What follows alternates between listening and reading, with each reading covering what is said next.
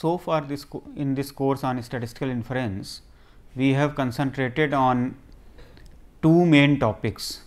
One was the point estimation, where for estimating a parametric function g theta, we propose a point estimator, that is we call T x, and we have discussed methods of obtaining various types of estimators and how to evaluate, that is which estimator should be used. So, what are the criteria like unbiasedness, consistency, minimum variance unbiased estimation, minimum risk, and so on.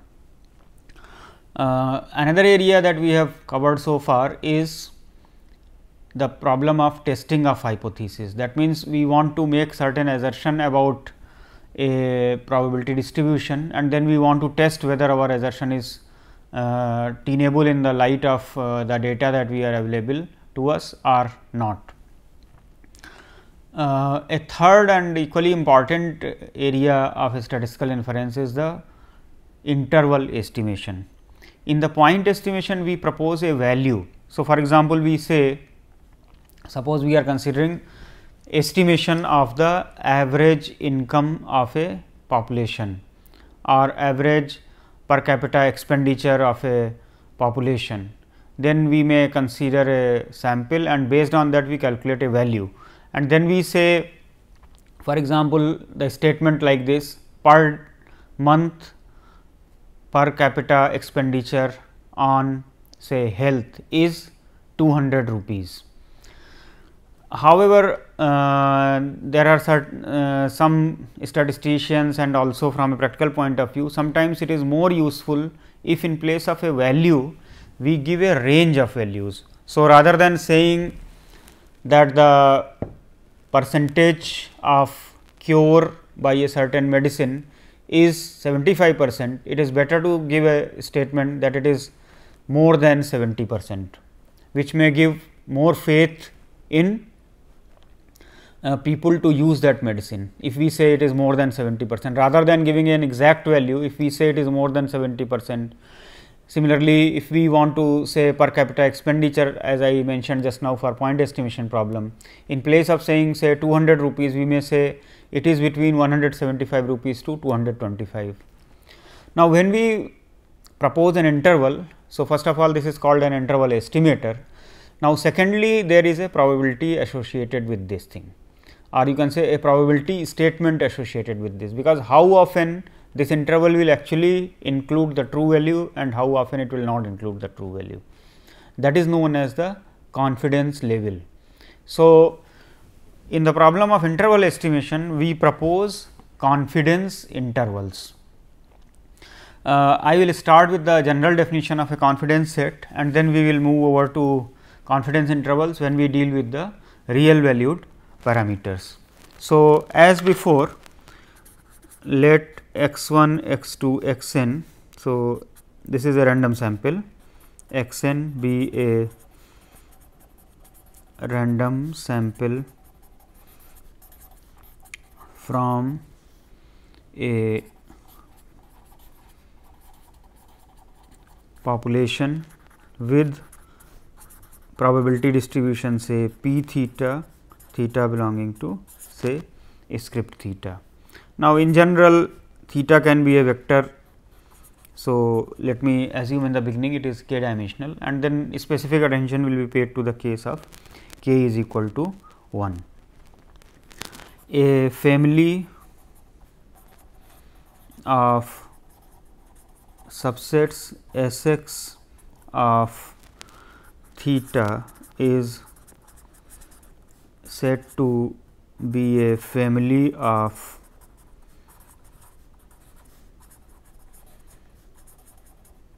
confidence sets at confidence level 1 minus alpha if probability of theta belonging to S x, that is greater than or equal to 1 minus alpha for all theta belonging to script theta. So, you can see here that this interval, which is of course a random interval, S x is a subset of theta. So, a random interval, it includes theta, the probability of this statement is greater than or equal to 1 minus alpha. Then we say S x is a family of confidence sets at confidence level 1 minus alpha. Now, in the case of if I consider one dimensional case, that is a real parameter, then we may consider this set to be an interval. So, we may say S x is equal to an interval of the form say A x to B x. This is said to be a 1 minus alpha level confidence interval for theta if probability of A x less than theta less than B x is greater than or equal to 1 minus alpha for all theta. It is also written as sometimes 100 1 minus alpha percent confidence interval. So, in place of saying 1 minus alpha, we also say 100 1 minus alpha percent. So, for example, 0.95, suppose I take alpha is equal to 0.05, then 1 minus alpha is equal to 0.95. So, this is the level and we may say 95% confidence interval, or if I choose say alpha is equal to 0.1, then we will say 90% confidence interval, because here 1 minus alpha will become 0.9.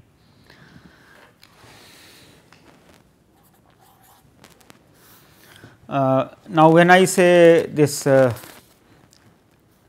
interval A x to B x, it may also happen that one side is taken to be like B x could be plus infinity or A x could be minus infinity, then it becomes a one sided confidence interval.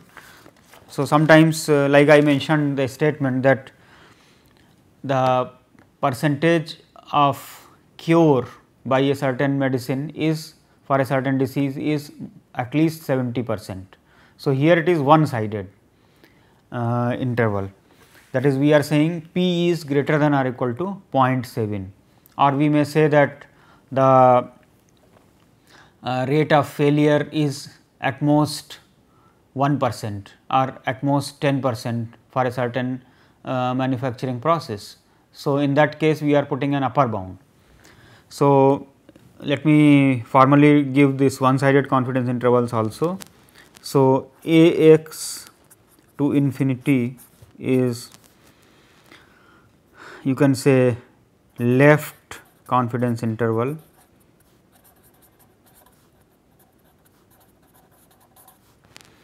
if probability of theta greater than A x is greater than or equal to 1 minus alpha.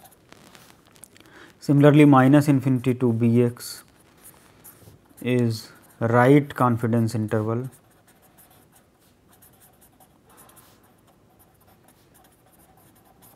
if probability of theta less than B x is greater than or equal to 1 minus alpha.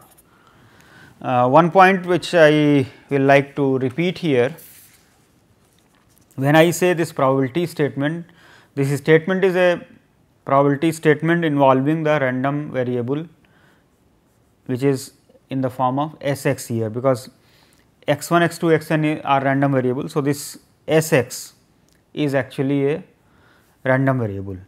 So, one should not understand that we are considering some probability statement for parameter theta. Theta is actually fixed. So, in all of these statements, the probability statement is valid because of the distribution of x 1, x 2, x n is involved here. We gave a, now definitely when we are having an interval, then certainly we would like to have some sort of understanding. For example, if I say 95% confidence interval, now certainly if there is another interval which will give me 99% confidence, then I will consider it to be better if the length is likely to be the same. On the other hand, if I fix a confidence level, say I say 90% or 95%, at that level I would like to choose that interval which has the shortest length. Otherwise, you can always say like minus infinity to infinity includes all the parameter values with probability 1. So, this statement will be vacuous statement, or you can say it is not going to be useful in the inference point of view. So, we need to make a statement which will be valid as well as which will be more precise or accurate. That brings us to the problem of finding out shortest length confidence intervals, or if we fix the width, then the maximum confidence level. Okay. So, if we put say infimum of say probability A x or say theta belonging to S x, if I consider this is called the confidence level.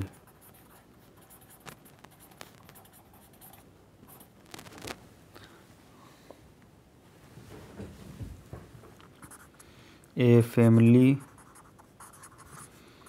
of 1 minus alpha level confidence sets S x is said to be uniformly most accurate. So, we call it UMA. UMA family of confidence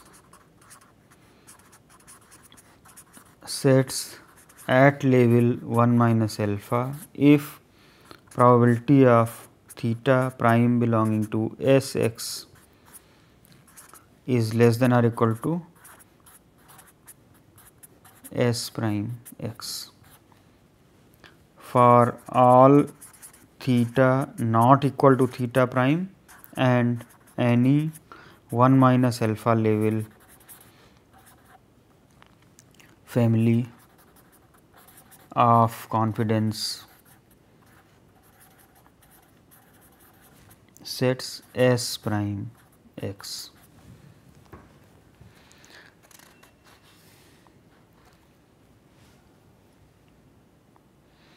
So, S x will be said to be uniformly most accurate.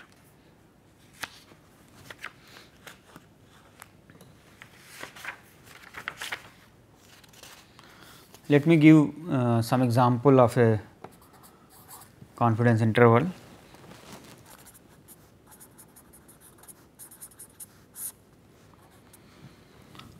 Let us consider a normal population.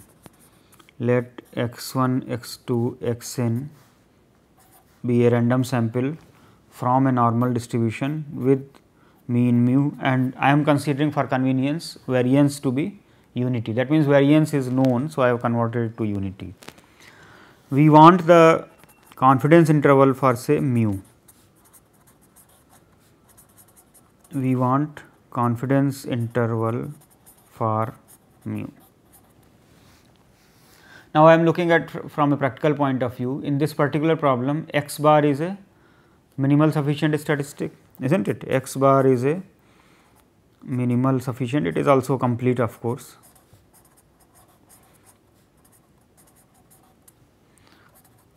So, we will actually we have seen when we were doing the estimation. So, x bar was actually UMVUE, MLE, minimax estimator, etc. Also, when we looked at the test for mu in this particular problem, the test was based on x bar. The uniformly most powerful test or UMP unbiased test or the likelihood ratio test, they were all based on x bar. In fact, the invariant tests also. So, when we were setting up a confidence interval, it is natural that we will restrict attention to the minimal sufficient statistic x bar. And also, what is the distribution of x bar? X bar follows normal mu 1 by n, which is actually a symmetric distribution So, naturally it suggests that we take an interval around mu which is based on x bar. So, we consider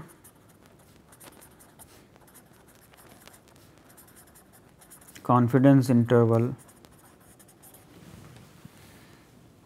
of the type say x bar minus some C1 to x bar plus some C2, and probability of this interval including mu should be at least 1 minus alpha. Now, this statement is equivalent to probability of x bar minus mu is less than C1 greater than minus C2, that is greater than or equal to 1 minus alpha. Now, we may also put from here root n x bar minus mu that follows normal 0 1. So, if we consider the probability density function of standard normal distribution, then I am choosing 2 points such that the probability in between is equal to 1 minus alpha. So, we can write it as minus root n C2 less than root n x bar minus mu less than root n C1 greater than or equal to 1 minus alpha. So, probability of z lying between these two values minus root n C2 to root n C1. Now, you can see actually we are dealing with a continuous distribution. So, we can achieve actually equality here. We may take equality at 1 minus alpha as we are considering continuous distribution.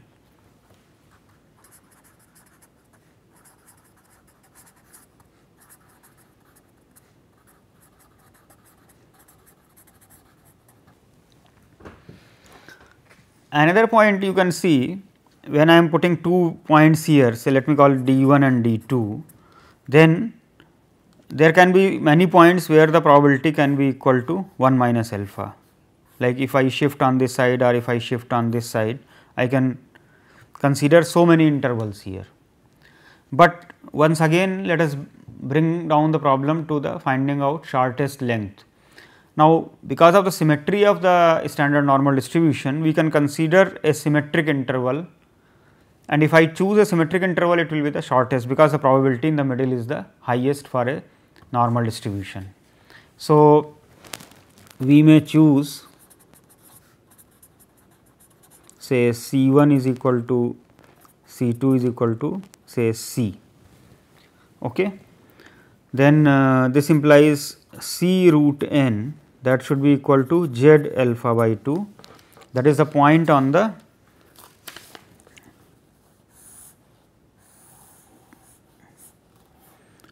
this is z alpha by 2, that means this probability is alpha by 2. So, minus z alpha by 2 is the probability where here this probability is alpha by 2.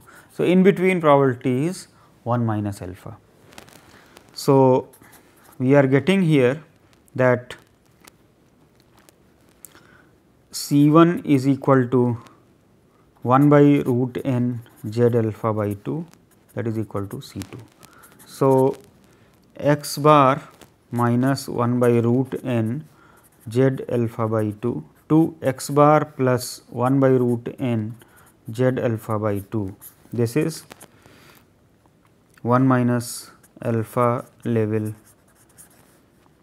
confidence interval for mu.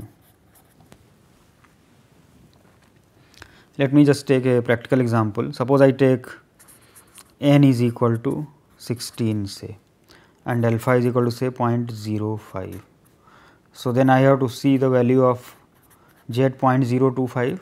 From the tables of standard normal distribution, this value is 1.96. So, x bar minus 1.96 by 4 to x bar plus 1.96 by 4, that is x bar minus 0.49 to x bar plus 0.49. So, if I in a practical problem, suppose we are considering, suppose x 1, x 2, x n are observations on measuring say heights in say centimeters of girls in a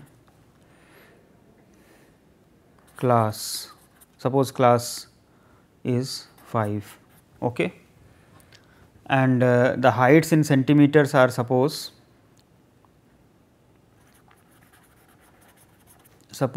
they are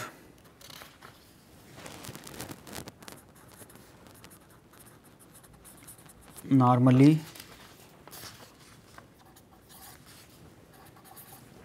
distributed with mean mu and variance 1. Okay. A random sample of size 16 gives say x bar is equal to the observed value of the x bar. Suppose it turns out to be, so in class 5 we may assume something like say 48, so something like say 130 centimeter say, then 95% confidence interval is 130 minus 0.49 to 130 plus 0.49, that is 129.51 to 130.49. That means, we are saying with 95% confidence that the average height of the girls in a class 5 will be between 129.51 centimeter to 130.49 centimeters. One may interpret it in a frequency sense, that if we conduct or we collect the sample 100 times, then 95% of the times the sample will include the true parametric value, and 5% of the time it is not, like it may not include the true parameter value. Let me consider some more examples here. In this previous case, I have considered variance to be known, so I took it to be 1, but suppose the variance is unknown. If the variance is unknown, then the distribution of x bar will involve sigma square, and in that case we need to do little bit of modification. So, let me take another example. Let x 1, x 2, x n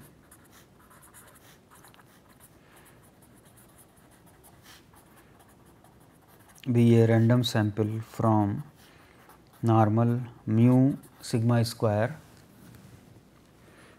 where both mu and sigma square are unknown,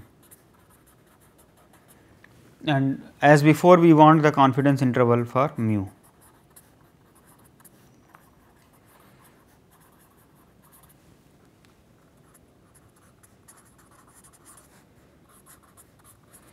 Now, as I argued in the previous case, x bar is some sort of, you can say, a good estimator for this problem for mu. So, once again we will write the same thing, that we consider interval of the type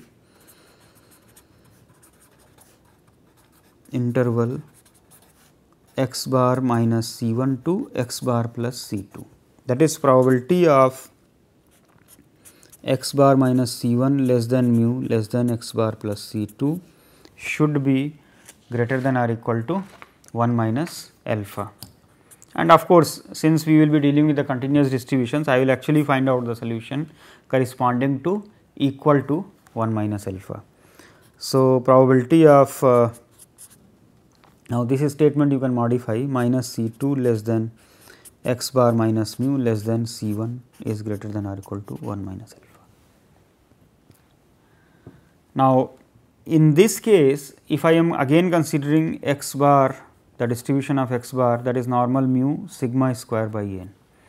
So, if I write in the straightforward fashion, this will depend upon, the interval will depend upon sigma here. So, we make use of the t statistic here.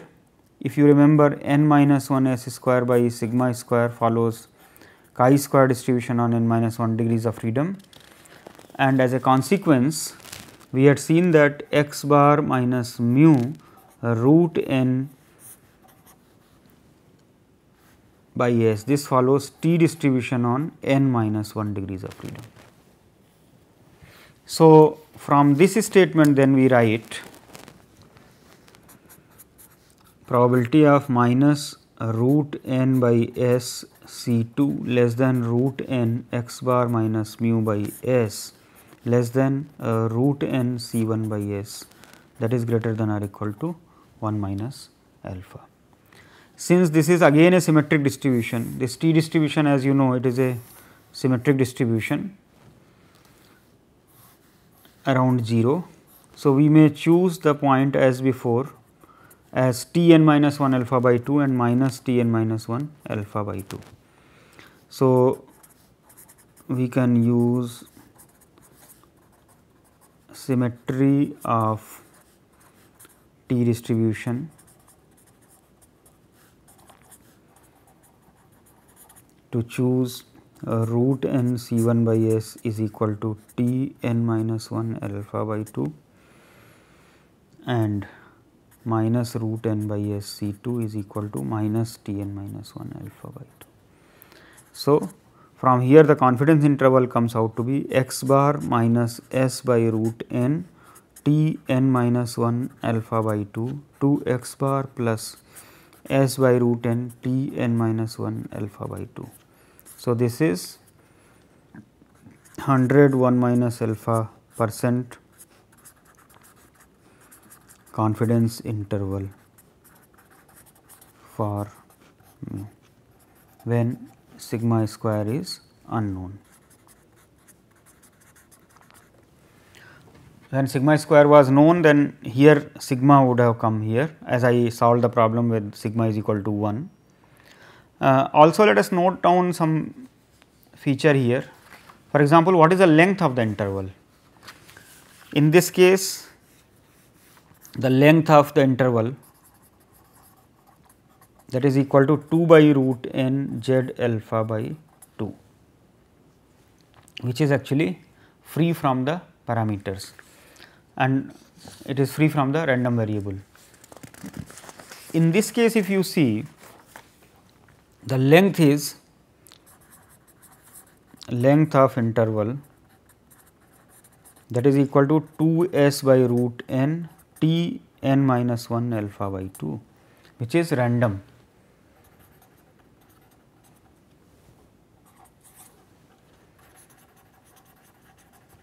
But of course, you can see that as n becomes large, this will become small, the length of the interval will become small, actually it will go to 0.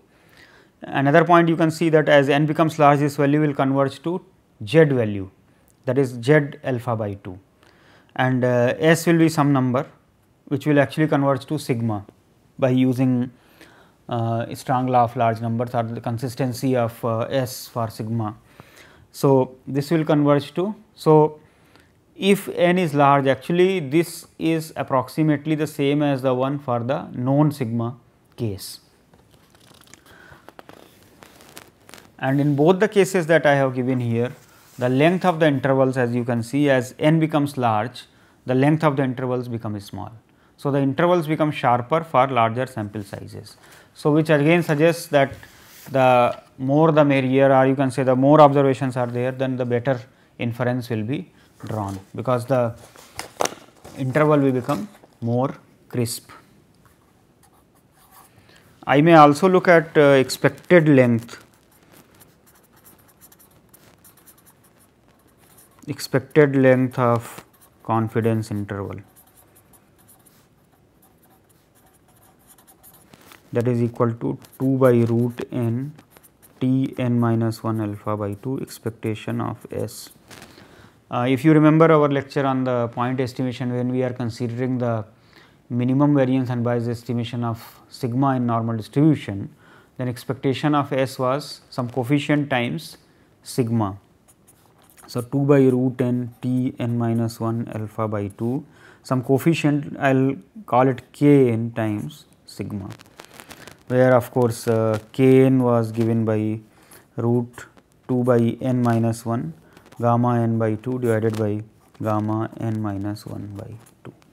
So, this coefficient of course, you can see again it will go to 0 as n tends to infinity. So, that is satisfied here.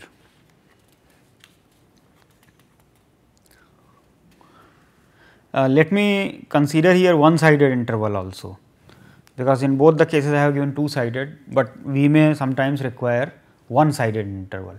If you want one sided, so for example, you may say x bar minus c, that is equal to 1 minus alpha for one sided interval. That means, what we are saying, probability of x bar greater than x bar minus mu greater than c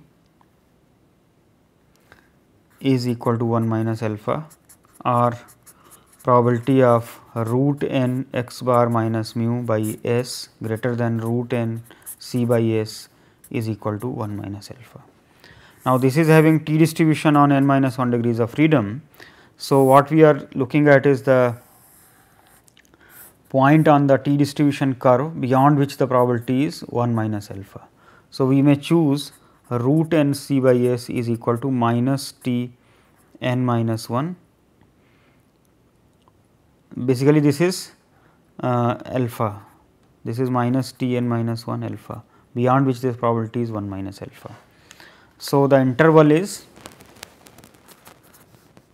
minus infinity to x bar plus s by root n t n minus 1 alpha. This is one sided 100 1 minus alpha percent confidence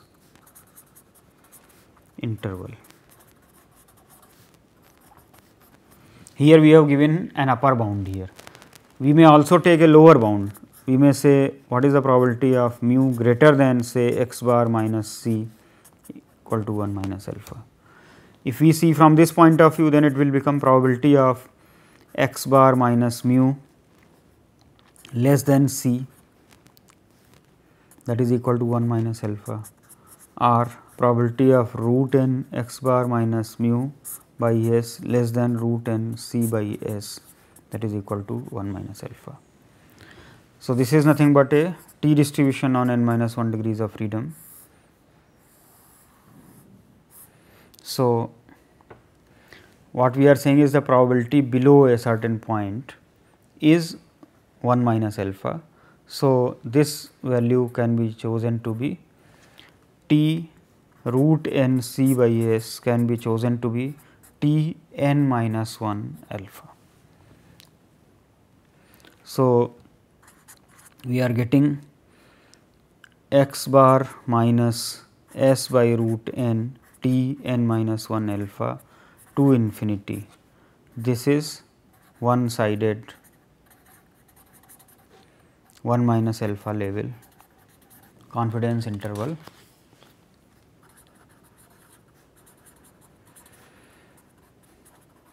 So, here we have given a lower bound, in this one we are having an upper bound here. So, this only goes on to show that what we are doing here is that we are considering a quantity based on which it is easy to derive a confidence interval. But that brings us to a question that how to choose this quantity, like in the case of normal distribution we have chosen x bar, but in other distributions what we will do. So, there is an important concept It is called the method of pivoting. So, let me discuss that now. Pivoting method for deriving confidence intervals. So, as before, we are having x is equal to x 1, x 2, x n. This is a random sample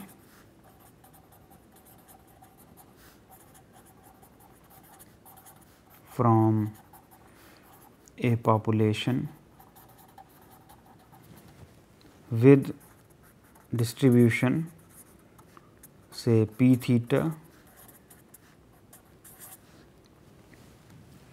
In general, we may have vector of parameters, then a function say w of x theta, this is said to be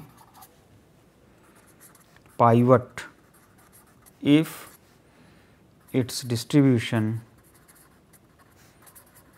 does not depend on theta. So, in the previous problem, let us consider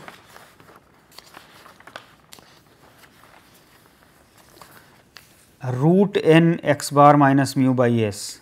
This is having a distribution which is not dependent on mu or sigma square. So, this is a pivot.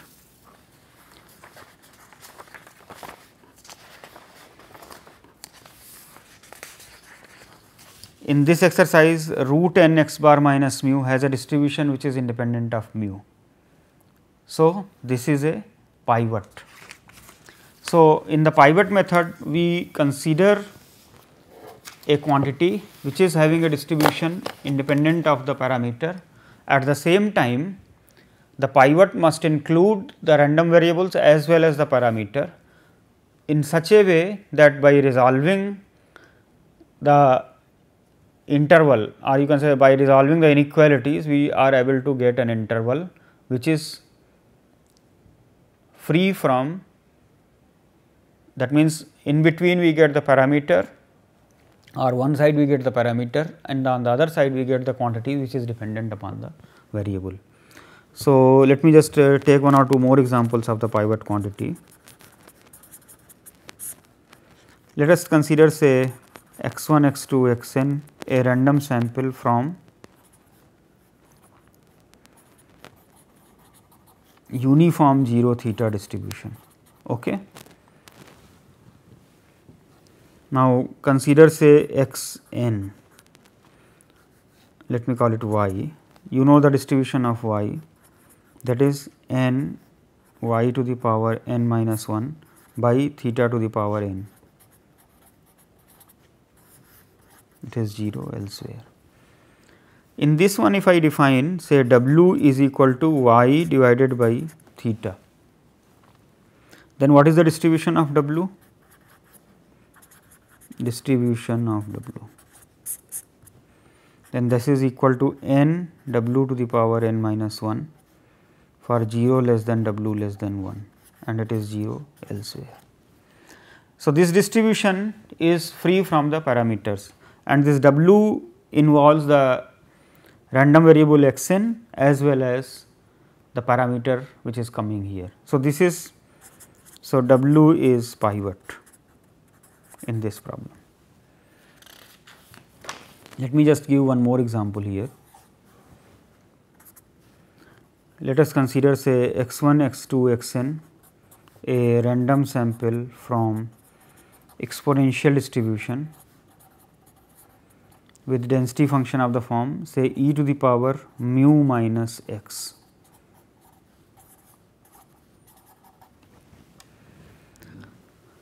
Let us consider say x 1. What is the distribution of x 1? Let me call it y. Then the distribution of y that can be calculated it to be n e to the power n mu minus y.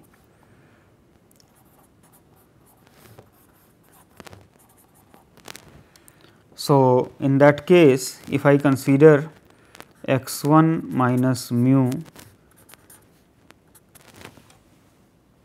then what is the distribution of W, or I can consider n times that, then what is the distribution of W, that is equal to e to the power minus W, that is simply the exponential distribution. So, this W is a pivot, and again the interesting point is that this involves a random variable and the parameter which is unknown parameter of the distribution. Now, in the following theorem,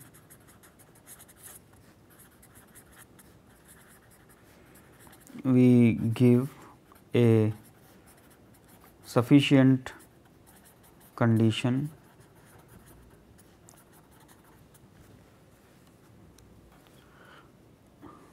so that a pivot yields a confidence interval.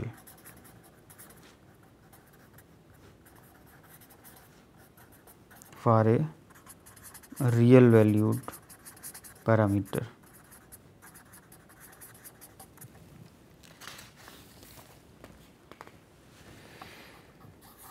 The theorem is as follows.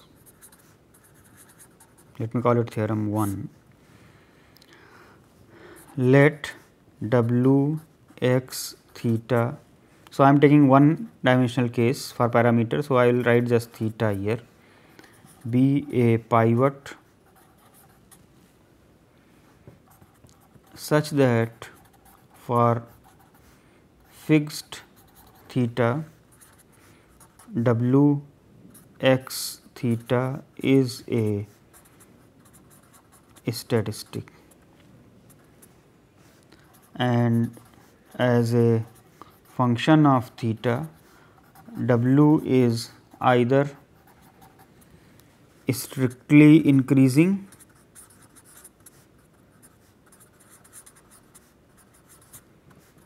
or strictly decreasing.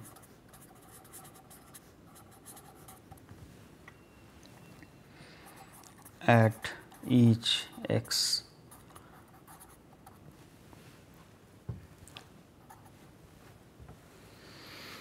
Let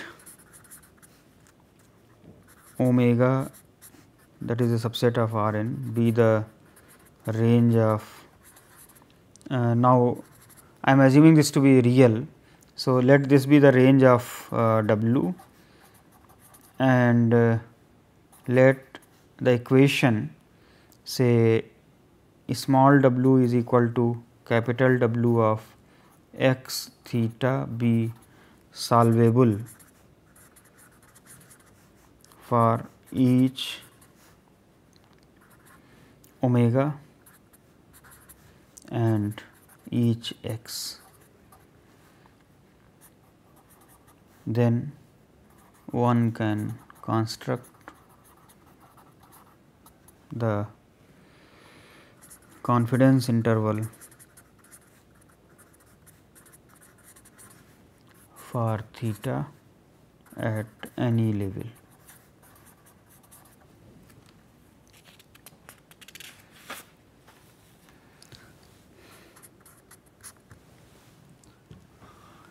Let T W of x theta be pivot, and so its distribution does not depend on theta. If it does not depend upon theta, so we can find say omega 1 and omega 2 such that probability of omega 1 less than W x theta less than omega 2, that is equal to 1 minus alpha,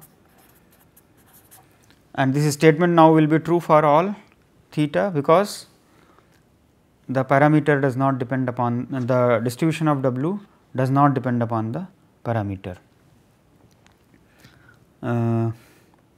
see this is I think script theta here, the range of the parameter here.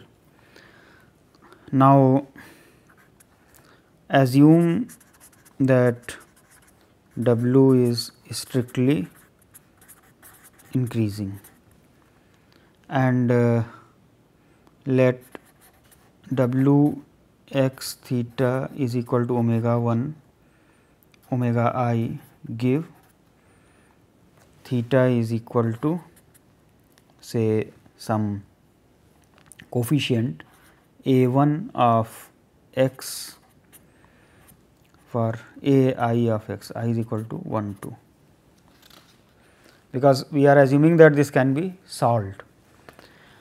If it can be solved, then this condition say 1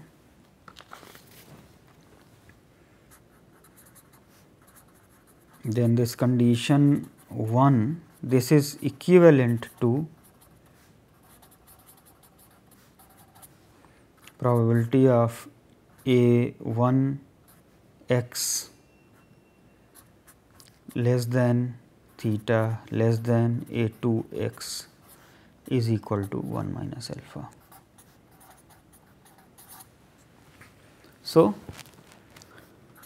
a 1 x to a 2 x is 1 minus alpha level confidence interval for theta. In case W was decreasing, suppose it is strictly decreasing, then this will change, then 1 will be equivalent to probability of a 2 x less than theta less than a 1 x equal to 1 minus alpha. So, that 1 minus alpha level confidence interval for theta is now a 2 x to a 1 x. Now, I have considered the simplistic situation where I have put here equality as 1 minus alpha. However, it may happen that the distribution of W is a discrete distribution.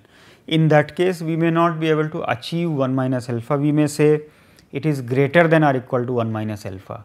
So, a value which is slightly higher than 1 minus alpha may be achieved, but in that case we will have that as the confidence level. In the case of continuous W, any level can be achieved here. Another point, when I mentioned this result here, I am considering the solvability and I am considering theta as a scalar.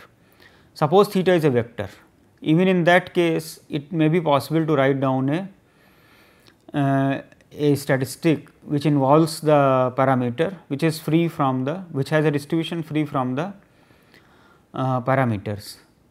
However, in that case if the parameter theta is not a scalar, in that case we do not say confidence interval, rather we say a confidence band or a confidence set in general that we are talking about. I will just consider one case when we may deal with multi-parameter situations.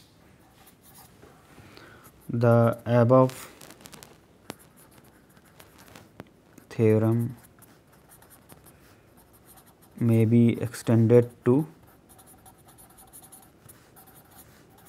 case where theta may be vector. For example, I say x 1, x 2, x n, this follows a multivariate normal with mean vector mu and variance covariance matrix, and this is p dimensional. So, this is multivariate normal.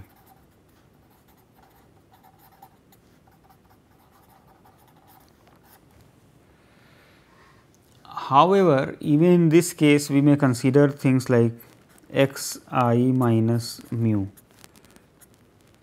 or we may consider x bar minus mu, that will follow normal 0 I n p. And if I consider say x bar minus mu prime into x bar minus mu, that will follow chi-square distribution on p degree of freedom. So, this may be treated as W, and in that case what we can write here is W, this is chi-square. So, we may write say chi-square p 1 minus alpha by 2 less than or equal to W less than or equal to chi-square p alpha by 2, probability of this is equal to alpha 1 minus alpha. And then now this W is nothing but x bar minus mu prime x bar minus mu. So, we get a confidence band here rather than, because if we write down this thing in as an equation in mu's, this is denoting an ellipsoid. So, actually it is concentration ellipsoid that we will be getting here. I will complete this part by giving confidence interval for the variance in a normal distribution by using this method of pivoting. Let us consider say x 1, x 2, x n following normal mu sigma square, and we want the confidence interval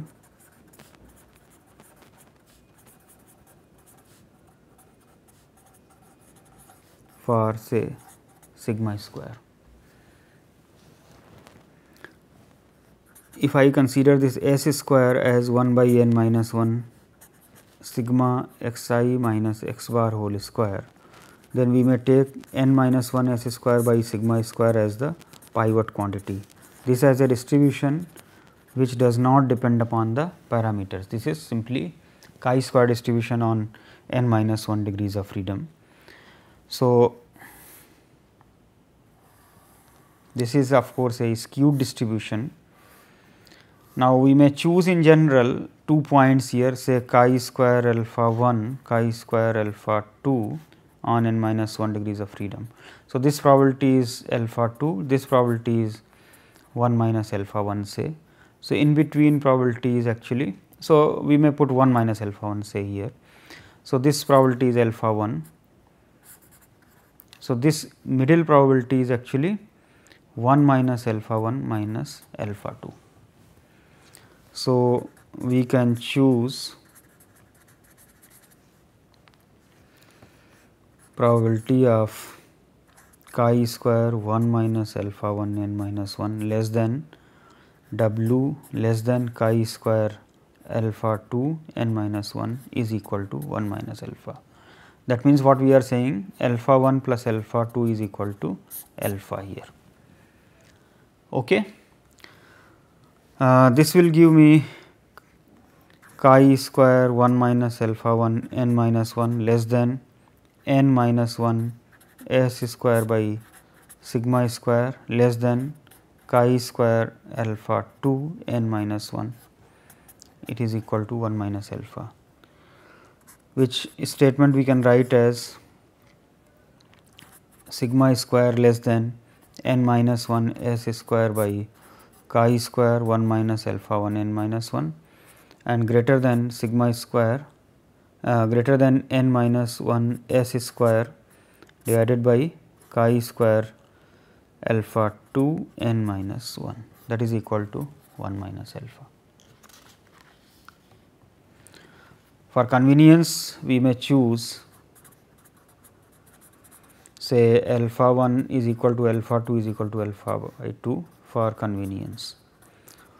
What I am saying here is that we may get actually several intervals which will have the same confidence level 1 minus alpha, but for practical purpose one may fix up so that we can come to a unique solution. So, we can choose alpha 1 alpha 2 is equal to alpha by 2. In that case, then what we are saying is n minus 1 s square by chi square alpha by 2 n minus 1 to n minus 1 s square by chi square 1 minus alpha by 2 n minus 1. This is 1 minus alpha level confidence interval for sigma square. Now, see, we have considered this pivot quantity when mu is unknown here, but if mu is known, if mu is known in this problem, say mu is equal to mu naught, in that case we can choose pivot as, let me call it W star, sigma xi minus mu naught square by sigma square. Now, this has a chi square distribution on n degrees of freedom. Now, if we give the same argument by writing down chi square, say 1 minus alpha by 2 n less than W star less than chi square alpha by 2 n, that is equal to 1 minus alpha, then this is equivalent to saying probability of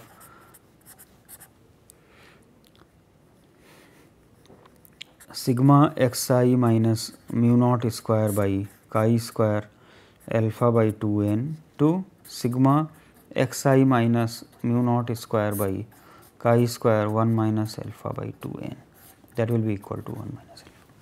So, sigma xi minus mu naught square by chi square alpha by 2 n to sigma xi minus mu naught square by chi square 1 minus alpha by 2 n, this will be the 1 minus alpha level confidence interval for sigma square.